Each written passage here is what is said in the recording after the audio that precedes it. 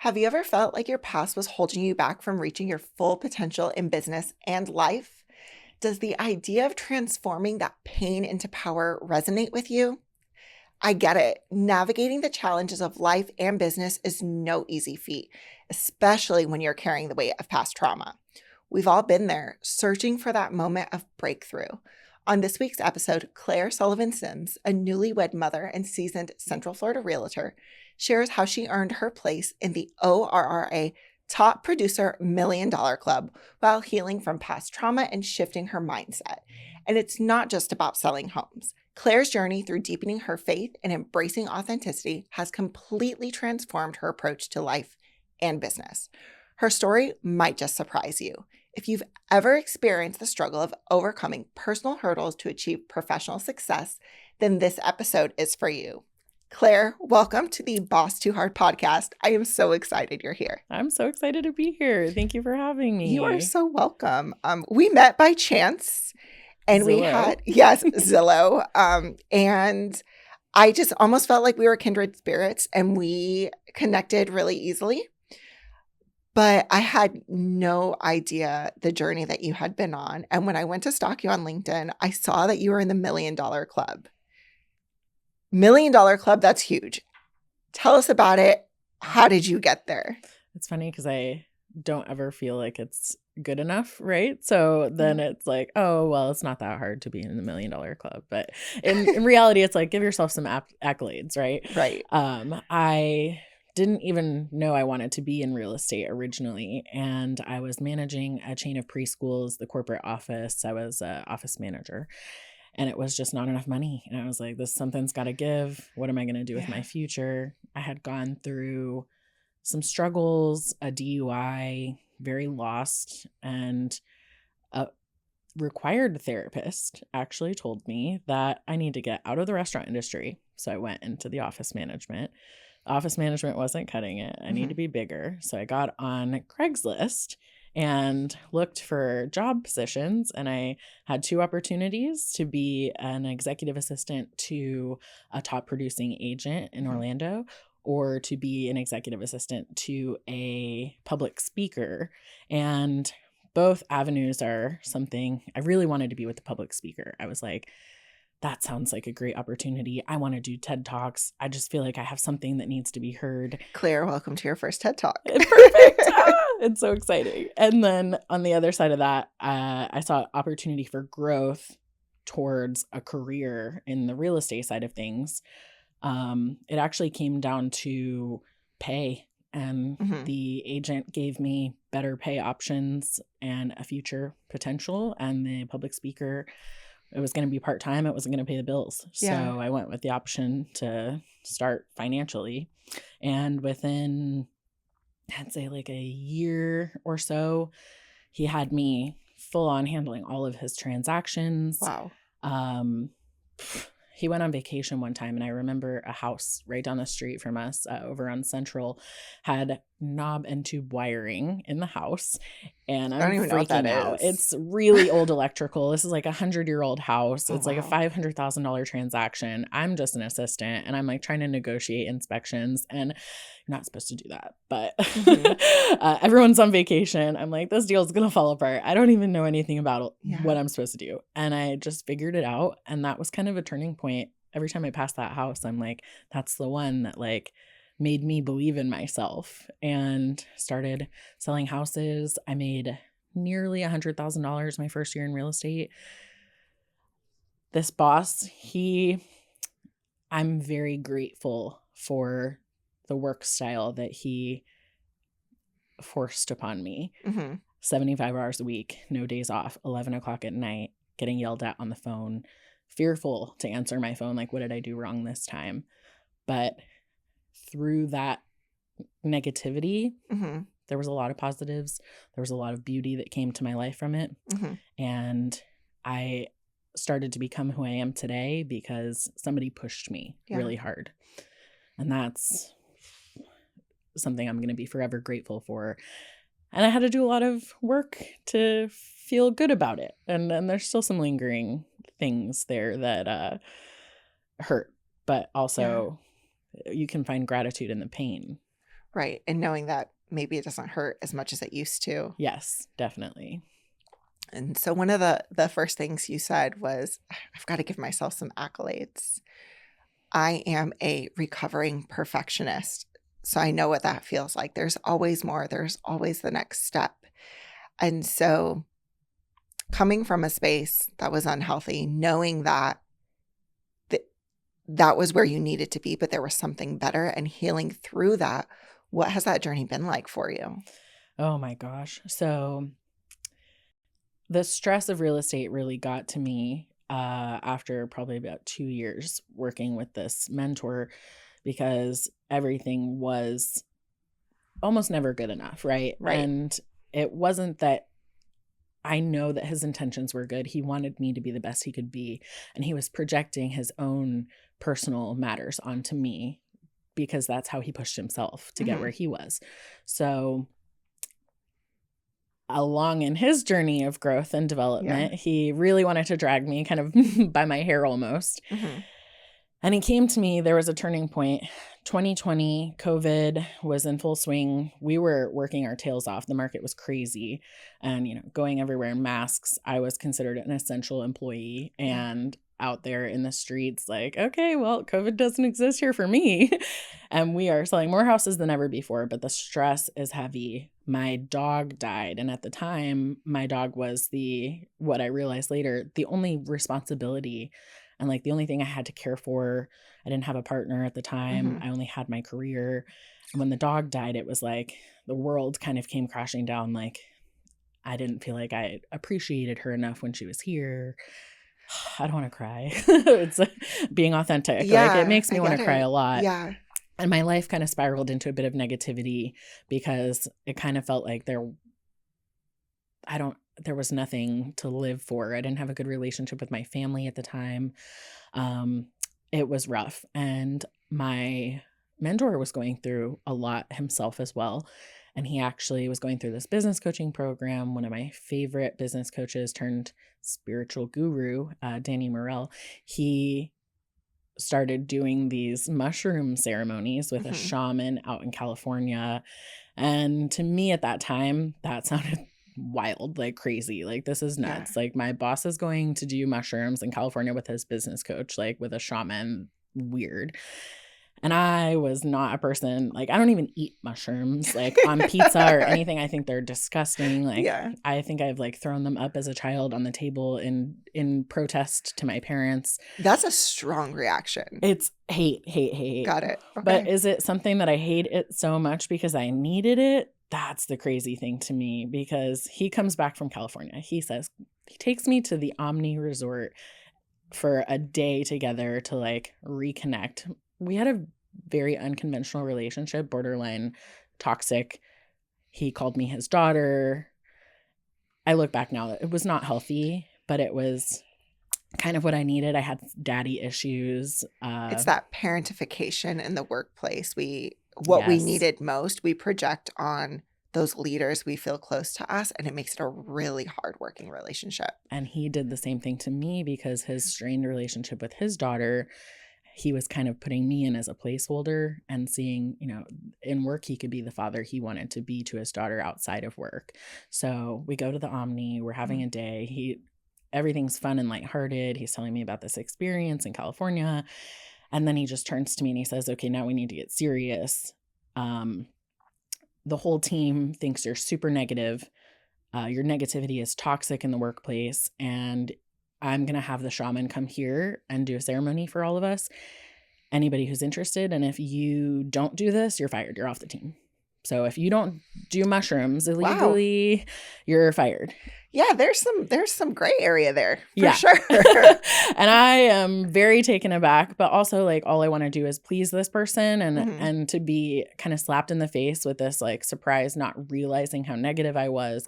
Was it really all me? Was he projecting? Because I've referred to him as like an energy vampire before.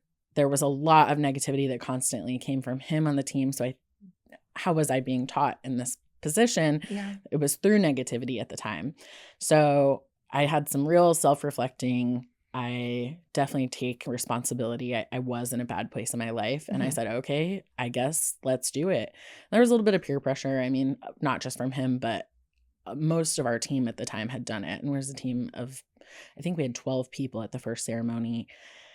And we all went to his house, dressed in white, yoga mats, had these instructions beforehand, journaled about what we wanted to let go of, who we wanted to forgive. It seemed so wild at one point during the ceremony. I'm like, this is definitely a cult. Like, what if people looking, like, are people going to be looking in the windows, like seeing us? There's like red light. It's creepy as heck for a minute. Yeah. And I'm like, what is going on here? And during the whole experience, oh my God, my life changed. I was asking myself these questions with the medicine in me, and we're on yoga mats on the floor, sleep masks on. It's a very internal experience. And I said, who do I want to forgive? And I went through the list of people I wrote down that I want to forgive. Yeah. I want to forgive my mentor. I want to forgive my parents. I want to forgive this person, that person. And then the realization came to me, like, I don't need to forgive them. I need to thank them because everything anybody has ever done for me, and for me, keyword there, was what made me who I am today and got me to where I am. So that was one of 12 mushroom ceremonies that I did with this shaman. And I've worked through so much trauma, the daddy issues. I met my real dad a year later in Denver.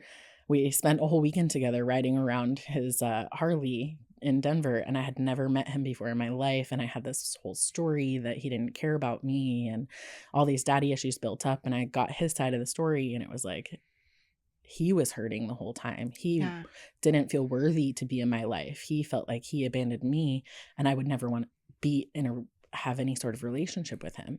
And it just changed my perspective on everything. Made me want kids. I saw my children in my 5th or 6th ceremony. I saw my son and my daughter, and I don't have the son yet. But I saw my daughter, and I know there's a son on the way. And I realized I didn't want kids for most of my life because I didn't love myself. And I believed that they wouldn't love me. And when I kind of met them in this hallucinatory space, magical space, I realized, like, how could they not love me? How could I not love them? They're a part of me. And it was this transformation. Just wanted kids, knew they were coming, wanted to be the best person I could be for them immediately. I know that's a lot. I just dove headfirst in. I mean, what can I? I mean, that's what we're here for. We're here for a lot. We're here for the authenticity. And we all experience healing in very different ways. You know, someone may look at you and be like, oh my gosh, mushrooms, that's so weird. But the reality is we're always putting things and we're trying different things. And there's a lot of scientific studies now around psychedelics and the aspect of microdosing and what it does to the levels in your brain and what these, for lack of better terms and my lack of education, these psychedelic trips, how they allow you to let go of everything that's holding you back from experiencing your fullest self. And you can, without the distractions of what people are thinking about you and all of that, you can go into self and ask, like, what is there for me? And forgiveness is really an action. And they say that forgiveness is not for the other people, it's for you. And that's exactly what you experienced. And so knowing that you started your journey as an agent to really, you needed to make money, to now your purpose is helping people build generational wealth. So how do you get from this negative, hey, you're going to get fired if you don't do mushrooms, to I want to make an impact for this generation and future generations? I started realizing that it wasn't about me and my career. I mean, I had fallen out of love with real estate for a long time during this process. I kind of, at one point when I was like, I don't want to say down the rabbit hole, but for lack of a better term, I was like, I just want to Danny has said this on his podcast and it resonates. I want to run away in the jungle and like skip around I want to run naked through the cornfield. Yes. I was in Colombia for an ayahuasca ceremony in 2021 and I didn't want to leave. We were at this resort. Everything was vegan, freshly cooked, beautiful. We were barefoot everywhere. It was just the most magical experience. I was like, I don't want to go home. I got back from that. I didn't want to work. I didn't want to be a part of this world, this commercial consumerism, like everything's just pressure and stress. And I didn't want to be a part of that for so long. And I couldn't figure out what was wrong with me per se. Mm-hmm. And I realized nothing was wrong with me. I wasn't happy where I was at. And everything changed at that point. I realized I was happy doing real estate because of the bigger picture for me, not only supporting my family and being able to provide for everyone financially, but at this time I didn't have my family. Well, that's not true. I have 3 brothers. We're a family of 4 kids. My mom and my stepdad, who I refer to as my dad, he raised me. He's amazing.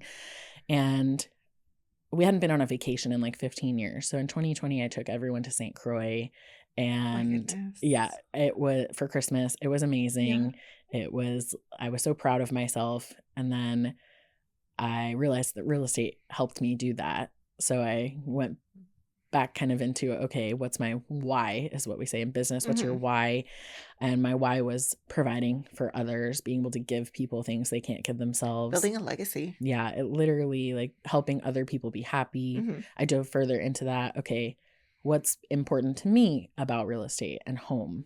And I realized that home was such an important place for me because I moved around a lot as a kid and nowhere ever really felt like home. I couldn't make a lot of friends because we would move and then it'd be like I left all my friends. Even we got here in Florida in 2005, but I was in middle school, transitioned from middle school to high school, and I had to go to a different high school than every other kid in my middle school because of zoning. Yeah. And so it was like starting all over again. So home became such a special place as an adult because I feel like I really planted roots here in Orlando.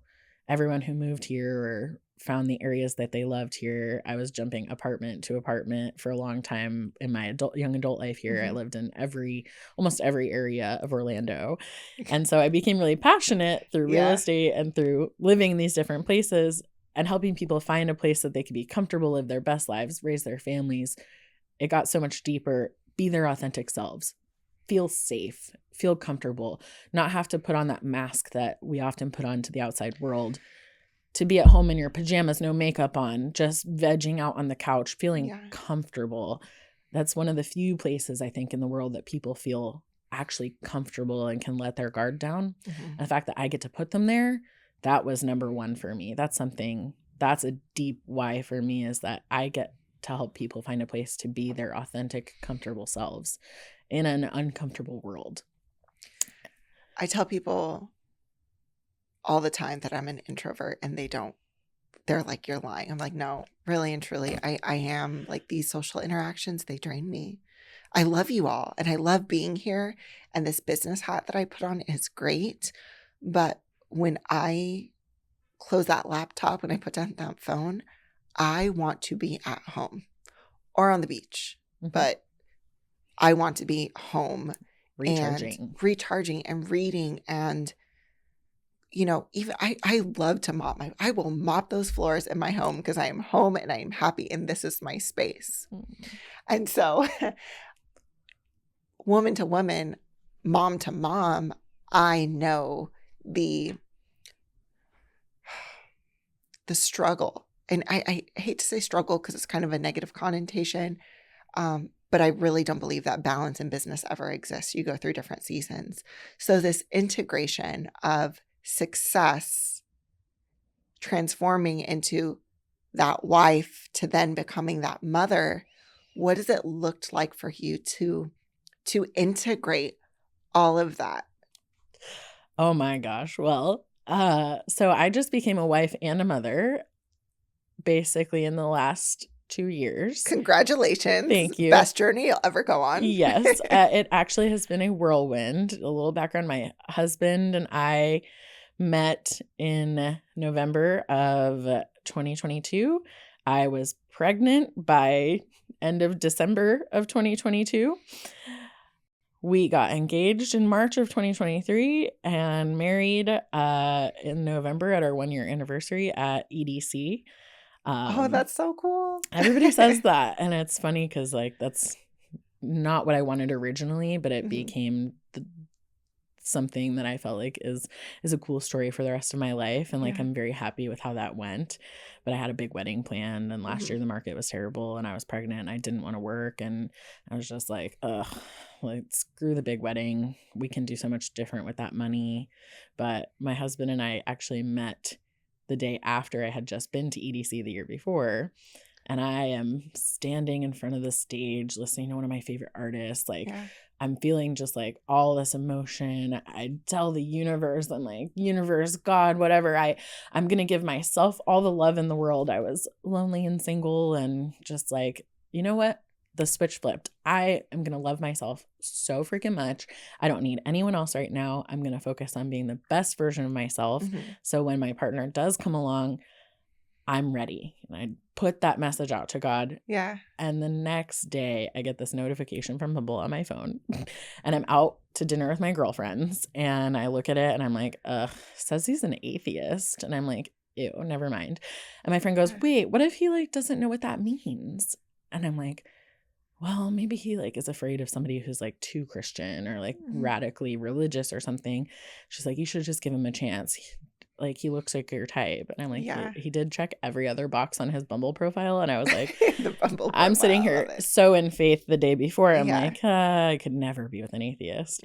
And I decided to give him a chance. That night we spent 4 hours talking about astrology, chatting, and he knew more than me. And I'm kind of obsessed. And I'm like blown away. We meet. He basically never leaves my house after that. He was like in transition, just moved back to the country from overseas, like had been traveling and working abroad. And he was kind of in between homes. He was moving in with his sister in an apartment. And then I said, why are you doing that? You married the homeless guy. I know. A homeless sexual. There's a word for it. He was moving into an apartment. We stayed there one night. And then I said, I just bought this house. Like, I have plenty of room for both of us. Why are you paying rent and I'm paying a mortgage? Like, let's just be roommates / like in a relationship. Right. And he never left. And it when I got pregnant a month later, like I didn't find out for a month after that, but I never thought, I was terrified. I was like, what if he doesn't stay with me? Like, I'm ready for this child. Like, I'm at a place in my life that it's like now or never. What am I going to do? Time to go with it. And he dove headfirst in. We had already talked about being engaged. A psychic had told me that he was sent by my grandfather and like the love of my life prior to ever finding out I was pregnant. She told me, you better be careful if you don't want a baby by this time next year. And I said, well, I guess I could be pregnant this time next year. No, she meant the baby would be born by that time next year. And I actually worked in the psychic shop for 2 months because I have some medium gifts and I'm really good with tarot cards. I realized that was not the path for me. I really like spending money too much. But he embraced all those sides of me. He really saw my authentic self. Our daughter is the most amazing thing ever. You asked me about success and being a mom and a wife. And I'm like, I feel the most success that I just found this perfect partner, have the most amazing little baby. I didn't work for the last 1.5 years roughly because I just didn't feel like it. And I've gotten back into the work grind in the last 2 months or so. I like joined a new real estate team, really started hustling again, got a new office. I'm grinding again. And that's how we met. You were on your grind. On my grind. And it, I have a rule. I don't want to miss more than one bedtime a week.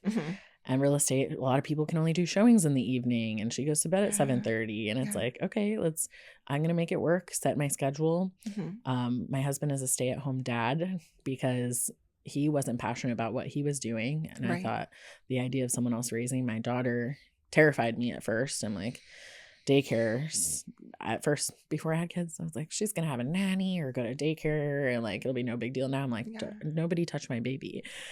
And then you realize it's like, their values are different than mine. I want my child to have my values. 100%. And not everybody's in that situation, but it's something you have to navigate when you start to think about daycares and things like that. I never thought that was important until I had a kid. Yeah. There's so many things nobody tells you because you won't understand it until it happens. But he stays at home with her and gives her all the love she needs and gets to play with her. And coming from a place where my dad worked his tail off my whole life, we never saw him. And when we did see him, it was like, then he's stressed about we got to do chores and homework. And he didn't get to have fun with us a lot of the time. And not having that relationship. And most people, that's the story of most of our generation. Right.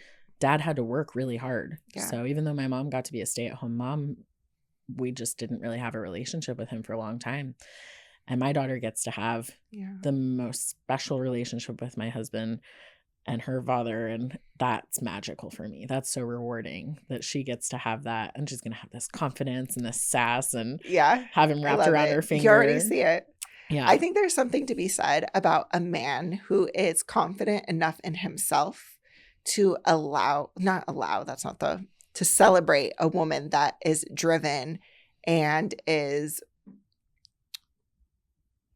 wanting to, so to speak, bring home the bacon.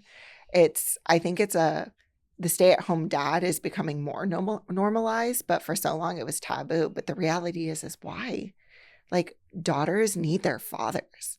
Fathers play a huge role in the formation of young women, their relationships with men. Self-esteem.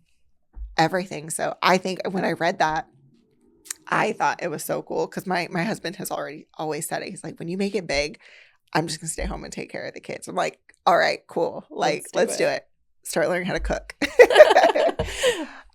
So Claire, you're back into the grind with real estate, and we've heard a lot about real estate being hard right now. Is it as hard as everybody's making it out to be? Is it a rough market? I think that's definitely a mindset thing most of the time, because just with my team this morning, we were talking about how even in a quote unquote great market, it's still a challenge a lot of the times. When the market was booming and the interest rates were super low, buyers were having to basically sacrifice their right leg or their firstborn to get into a house. Yeah. And you'd show 30 houses, write 30 offers, and none of them would get accepted. That was hard. I trained in listings, and a lot of people were selling and very successfully and very quickly. And those multiple offers were great. So there were two sides to that coin. It's like choose your hard. Yeah. And now the buyers are out there. The sellers are still out there. People still have to move and make those choices.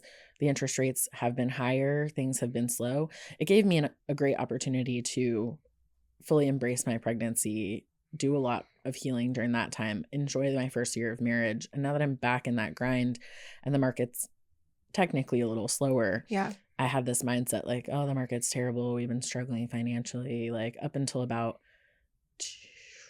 3 months ago. And then I had a spiritual experience. I was listening to a podcast. This woman comes on. She says that she was ready to level up, and she told the universe, God, her higher power, give it to me. I'm ready to level up. And I don't want to do it in the grinding on social media and like trying to market my business kind of way. I don't feel like doing that. Show me a path that I'll enjoy.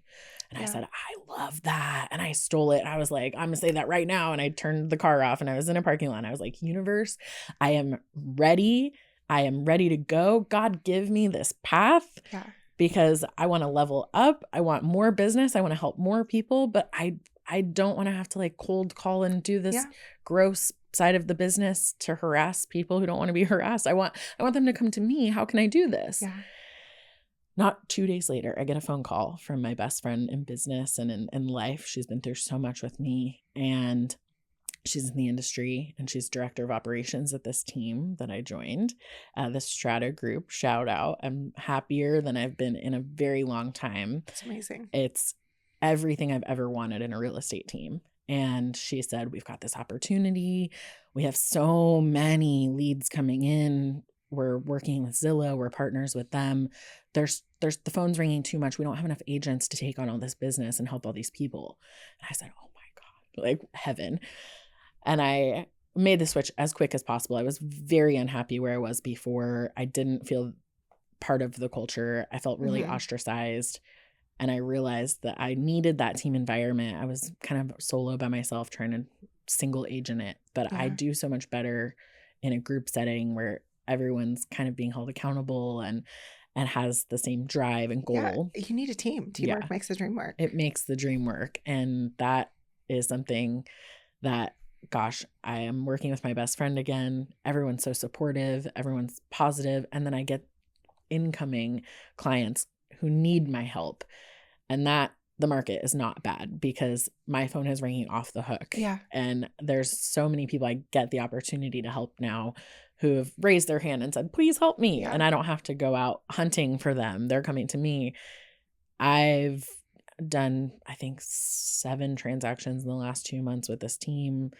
My family is catching up on bills. We are much more comfortable. We're able to check some things off the checklist, take care. Yeah. We should be debt free in a year at this rate. And like things are turning around and looking so bright, and the market hasn't changed.